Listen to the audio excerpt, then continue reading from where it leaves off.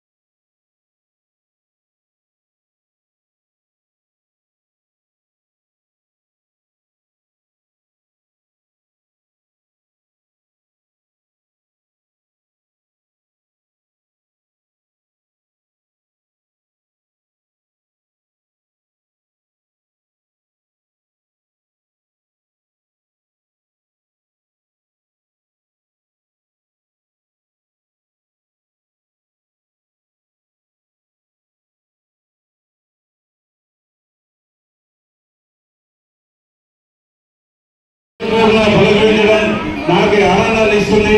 ఎందుకంటే ఎప్పుడు నిత్యం కష్టపడే జీవులు ఎవరప్ప అంటే అది ఒడ్డేళ్ళు మాత్రమే. వాళ్ళు చేసే కష్టం, వాళ్ళంటే రాళ్ళు, ఎంత పెద్ద రాళ్ళు ఎత్తున్నారు.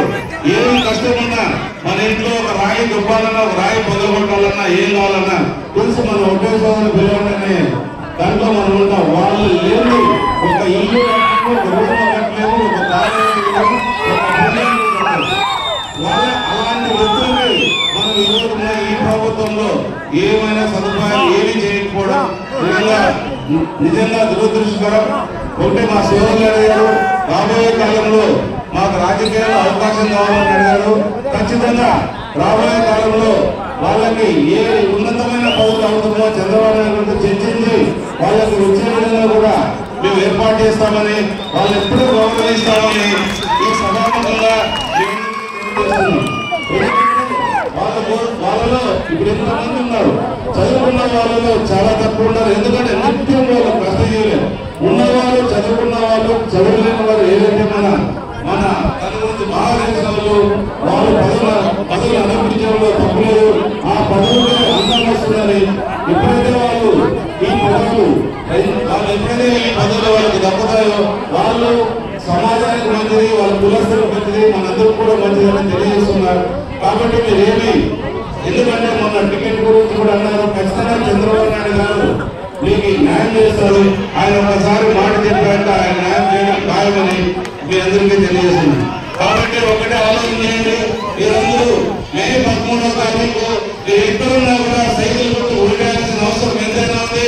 గుర్తుపెట్టుకోవాలి. మీరు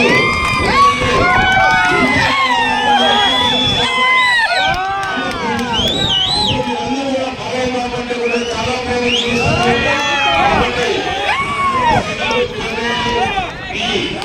ఈ కూటమిలో భాగస్వామ్యమైన మన పవన్ కళ్యాణ్ గారు మరియు నరేంద్ర మోడీ గారు, బీజేపీ పార్టీ గారు అందరికీ పేరు పేరున ధన్యవాదాలు. కాబట్టి మీరందరూ కూడా వచ్చినందుకు ధన్యవాదాలు చెప్తున్నా. మీరందరూ కూడా